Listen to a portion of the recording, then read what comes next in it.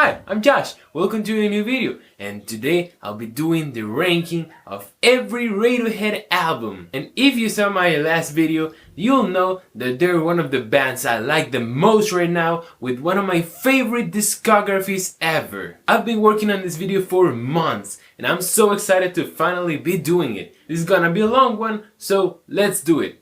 May not be surprising, but in number 9, I'll put The King of Limbs. I don't like this record. I don't even find most of it enjoyable, and for a band known for doing such emotionally beautiful works, it's surprising how dead this album sounds. 37 minutes of boring, passionless performances. If I had to describe it, I would say this album is the equivalent of random doodles. Now, it's usually said that the live version of this album is better than the studio one. And I gotta agree, it's so much better. I think the fact that they're all performing together added a life to the songs that the studio versions didn't have. Cause Radiohead is a band that sometimes performs better live, but the difference is surprising. For example, Bloom and Give Up the Ghost. I really dislike the studio versions, but I loved the live ones. Codex was a song I liked, but that live performance was beautiful. Actually, I think I like more this live version than the albums in number 8 and number 7. Cause it's really good. Still, some songs are just not interesting for me, cause they're just loops that repeat over and over again with few tone changes. But the studio version is the one that counts for this ranking. So, The King of Limbs is number 9, and my favorite song on it is Give Up the Ghost. Number 8, Hail to the Thief. This album is the definition of neutral for me. No matter how many times I listen to it, I'll always think, that was it? I don't think they were in the best shape, cause overall, I don't get a feeling of clarity or direction behind the ideas they were making. I don't see what they were trying to achieve as a whole. Plus, some of the songs are really plain and boring. Yeah, sure, it does have great tracks. I love Sail to the Moon. I really like 2 + 2 = 5. But a song that shows the thing with this record for me is Punch at a Wedding. Cause I definitely enjoy it, but it leaves me hungry. It's missing something more. Or We Sucked Young Blood. I don't think that song ever unleashes all it had to offer. There's also songs here I really don't like The Glooming and Myxomatosis, but yeah, overall this album is one I don't mind listening to, but I find it very unfulfilling. Also, I would say they repeated themselves a lot here, the only time they ever have. This album feels like a draft, and my favorite song on it is Sail to the Moon. Number 7, Amnesiac. This album has grown a lot on me. It used to be my least favorite, and while I may not love it now, I do enjoy a big portion of it quite a lot. In the first half, I like all the songs up until Morning Bell Amnesiac, which, by the way, I don't like a single bit. It's super inferior to the Kid A version of the song. But back to the songs I like, there's Pyramid Song, Pole Revolving Doors, You Know Whose Army, which are all very solid tracks. And the album finishes with 3 songs I like a lot.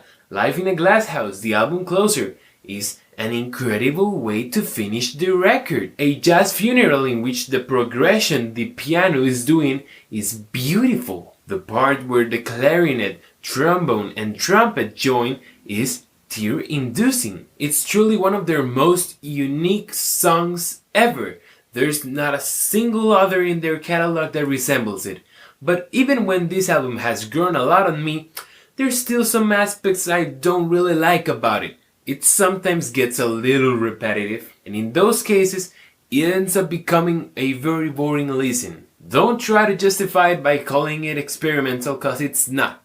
Favorite song on it, without a doubt, Live in a Glass House. And now we're getting into the albums I actually like from them. Number 6, Paluhani. This record is criminally underrated. It's nowhere as bad as people say it is. Actually, I think it's a pretty decent record, with some interesting guitars here and there, great drumming, and overall very nice vocals from Tommy York. Of course, I gotta say, they needed development, cause here they sounded like an average band from the time. They needed to find the sound that will make them so important. But saying this album is bad or unoriginal, I think it's exaggerating a lot. Cause it's a very enjoyable alt rock album. With a consistent sound through all of it, the songs here have a really nice 90s vibe that I think makes this album a special one in their discography. Sure, most songs aren't impressive or anything, but it has really good songs, like Anyone Can Play Guitar, Stop Whispering, Thinking About You. I definitely enjoy listening to this album on its entirety. There's afternoons where I've been like, I want to listen to Paluhani, which is something I will never say about any of the previous ones. This record gets so much hate for no reason. I don't see it. But anyways, my favorite song on it is Creep. And I'm not afraid to admit it, cause it's easily one of Radiohead's best songs. The emotional rawness they display there is still to this day unmatched. There's been very few times where they've gotten close to the emotional rawness they showed in that song. It's seriously one of the most emotional songs I've ever listened to, especially and obviously in the climax part. I love Creep. I get why the band hates it or used to, but at this point this dumb denied it's a really good song. In number 5, I'll put The Bends, and you know, I think it's their most accessible record. It's not abstract. It's not super experimental, and it really allows itself to be enjoyed in a more casual way than others like Kid A or A Moon-Shaped Pool. And I think that that's the point, because you don't always want to listen to albums like that. Sometimes you just want to have more casual listens. And in that aspect, I think The Bends does really well. And there's another point for this album, which is the undeniable improvement they had from Paluhani to here, that allowed many of their later music to happen. It's such a musical bridge between Paluhani and OK Computer, where the sounds or ideas merge in a way I really like. Listen to Planetalics and tell me that's not a mix of both albums. Another thing that makes this album special is the vibe it has. It once again has a super 90s vibe, but it's way less punchy than in its predecessor. It's more laid back, reflected in some of their first truly wonderful songs like Bulletproof I Wish It Was, High and Dry, and Black Star. All of them are incredible songs if you ask me, and I will use them to represent the sound and style of an entire era of British music. I think this album is really cool. Big step on their career, and it stands as a really unique listen in their discography. You can't mistake it. That mix of laid back, chill, beautiful music with a more raw, punchy one. They were never that rocky on an entire album again. So yeah, The Bends, awesome record. And my favorite song on it? Fake Plastic Trees. Beautiful song with a relatively simple but gorgeously effective guitar work, with strings that give a huge boost of beauty, along with my favorite vocals on the record. Fake Plastic Trees. What a good song. And in number 4, A Moon-Shaped Pool. Okay, I honestly don't listen to this record as much, because I like sitting down to actually listen and pay attention to it. Because this album is a journey. It's an experience, and a fascinating one. When I listen to this album late at night, I end up having a really good one. Because in a way, it feels intimate. It's you and the album, and it can make you feel very pleasant emotions, take you to nice places. It's surely mellow, but it's not depressing or dark. This album's actually capable of lifting up my mood, or taking away headaches from me. It's one of my comfort albums. The instrumentation on this album is brilliant. Every song has elements that make it different to the rest, and that adds a lot to the way each one builds itself and works in the context of the album. It's really surprising how good Tom York still sings. His voice has aged so well, and he has gained the knowledge that allows him to do beautiful works like the ones here. In this album, he did excellent performances. Identikit, Glass Eyes, Present Tense are great examples you should definitely check. But in Daydreaming, I think he killed it. His performance there is responsible for the knot I feel in my throat when I listen to that song. And talking about the song, the intro with the synth and strings is beautiful. The switch at the middle of the song is a nice surprise, and the way it goes back to the verse is brilliant. One song I do like listening a lot to, casually from here, is The Numbers. It has the beauty of the entire record, but it's so groovy, it's so fun, and it has so many arrangements that make it a really interesting listen. Easily my third favorite song on the record, cause my favorite one is True Love Waits. This record's version of True Love Waits hits different, cause the moment it was finally released on gives such a different meaning to the song. Tom had just separated from his wife and she will pass away a couple months after its release. I feel the Don't Leave lyrics get especially heartbreaking after that. This version isn't as desperate as the Life in Oslo version, for example, but its simplicity, mellowness, the arrangements it has, and of course Tom's voice make it such an emotionally powerful song. I remember I was like, wow, the first time I listened to it, and it still hits a weak spot inside of me. True Love Waits is my favorite song on Amnesiac Pool, and by the way, that's one of the best album names I've ever heard. Amnesiac Pool. I love it. And number 3, In Rainbows. And I absolutely love In Rainbows. There's not a single song on In Rainbows I dislike, and listening to it is an extraordinary experience, because I think it's the moment where Radiohead mastered the best the combination between an experimental sound and an accessible one. I think a song that shows that very well is All I Need. The first minutes of it remind me of the style of Kid A and Amnesiac, while the final section of it, which I love, has elements from the bands and OK Computer put together. Overall, you will find that a lot. Elements they had already explored before, but mastered here. That may be the reason why so many fans call this album their favorite, and I totally see it. Radiohead were in an awesome shape making this record, emotionally, musically, and creatively, and the chemistry they had developed as a band over the years was definitely reflected on In Rainbows. It has phenomenal performances from every single member, and if you watch the From the Basement live performance they did of it, you'll notice they didn't sound that good thanks to the studio. No, they sound that good because they're an awesome band. They've proven countless times that they can sound as good or even better than the studio sometimes. And a song that stands out in that aspect for me is Nude. It's so groovy, yet so emotionally gorgeous. The bass and drums are making my head move side to side while Tom is doing an amazing performance, and the strings. God, Nude is such a magical trip. Some other songs I find great on this album: Weird Fishes Are Peggy, 15 Step, Jigsaw Falling Into Place, but my favorite, I think it's All I Need. Magnificent one. We're almost done.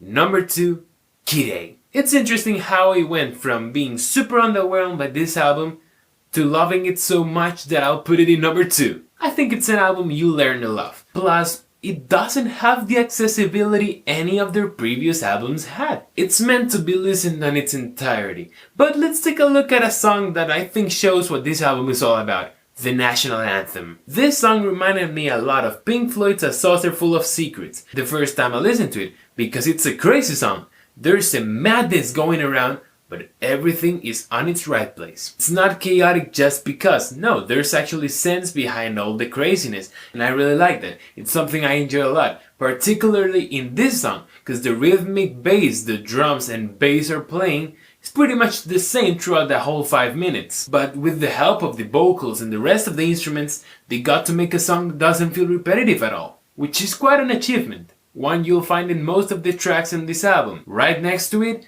we have the incredible How to Disappear Completely. When asked what song will he like to be remembered by, Tom York answered How to Disappear, saying it was the most beautiful thing they'd ever done. And while I don't agree with him, there's something about the confidence and security he answered with that speaks about the greatness of this song. It has such a power. The instrumental is beautifully done, and Tom York is doing one of the best, if not the best performance in the entire Radiohead catalog. You don't even need to know the lyrics for this song to have an impact on you. But if you do, you'll get the whole experience. Honestly, very few lyrics have hit me in the way these ones did, because they reflect the way superstardom affected Tom York, being something many of us aspire to achieve. It really makes me think, and many times late at night, this song has been there for me. Even after such a song, the rest of this record keeps being excellent. I love Three Fingers. It's a really nice moment of calm after everything we've seen so far. I really like Optimistic, In Limbo, and Motion Picture Soundtrack is a really delightful way to end the album. After all the emotions it makes you feel, it's even liberating. Kid A is one of those experiences you need to have. proves that it's cool to take artistic risks and experiment in order to diversify yourself. And I'm glad they did, because this album is amazing, and I consider with it, Radiohead earned once and for all the respect they deserve. Final thought is I really like Kire's cover art. Its design really represents the music on it. There's something about it that makes me a little uncomfortable. It's not a pleasant image to look at, but I still love it. So I think it has a value for that. And with the same security Tom York did, I'll say that my favorite song on Kire is How to Disappear Completely, because it's a masterpiece. When talking about masterpieces, number 1, OK Computer. Where am I even supposed to start? We're talking about the album I consider the best from such a good decade as the 90s were. And I obviously will put it also among the best of all time, because OK Computer is one of the greatest things that will ever go through your ears. It's impeccable. You know that feeling of sort of frustration you get when you can't believe how extremely good something is? That's the feeling OK Computer gives me. Cause it's not a record worth a listen.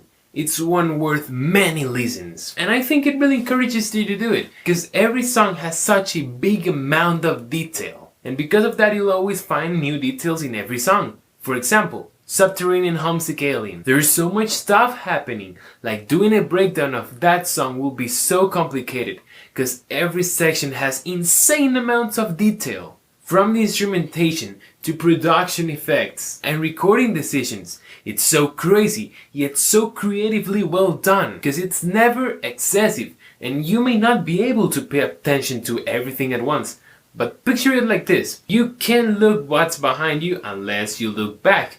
But you know it's there. And all the details, all the effects are there for a reason. They have a purpose. They all add to the experience, immersion, and construction of the song. Which is why I firmly believe that OK Computer has some of the most impressive songwriting ever. It's out of this world, because it's not only for Subterranean Homesick Alien. No, it's for every single minute of this album. Here you'll also find Tom York's best vocals in the entire Radiohead discography. He has said he needs to feel lyrics in order to go ahead and sing them, but he got so into them here, giving us performances full of passion, emotion, and exceptional vocal control. The delivery is unmatched, and one of my favorite examples is Exit Music for a Film. The song starts slow, even in calm, but it starts building up to the climax part where Tom York did an incredible job. Truly a beautiful moment, and the song ends with lyrics that seem like he's about to cry. And I could also mention the outro for Caramel Police, the chorus of No Surprises, the entirety of Paranoid Android, a song that takes me to another point. The music on this album is incredible, and that's underestimating it. It's truly masterful what they did here. It's unlike anything else, which is why to this date, OK Computer keeps being one of the most praised albums ever. Because while many have tried, no one has ever been able to replicate what Radiohead did here. The brilliance and songwriting ability used to create songs like Paranoid Android, The Strangest of Airbag, the darkness of Climbing Up the Walls, or the beauty of No Surprises. It's perfect. I don't even hesitate calling this album perfect, cause that's what it is. What Radiohead did 25 years ago on this album is a timeless masterpiece that will remain as one of the greatest works of music ever done. In case you didn't notice, I love OK Computer, and it's so surprising that I'm not able to get tired of it. Every time I listen to it, I think I enjoy it more than the previous one. To me, the record where they were undeniably at their best, and my favorite song on it is Caramel Police. Again, one of my favorite songs of all time. So yeah, as always, I hope you enjoyed watching. I love doing this video, so I hope you enjoyed it as much as I did making it. If you did, leave a like and subscribe. And don't forget to check my first album, Downwards, if you haven't yet. It's available everywhere, but you'll have the Spotify link in the description for you to go check it. And I really appreciate it if you do. Thanks for watching, and I'll see you next time. I've been waiting for years, hoping there's still a chance that you'll come visiting someday. Don't care if the guns are rusty, the bullet's black, you can still pretend it's fun to live for a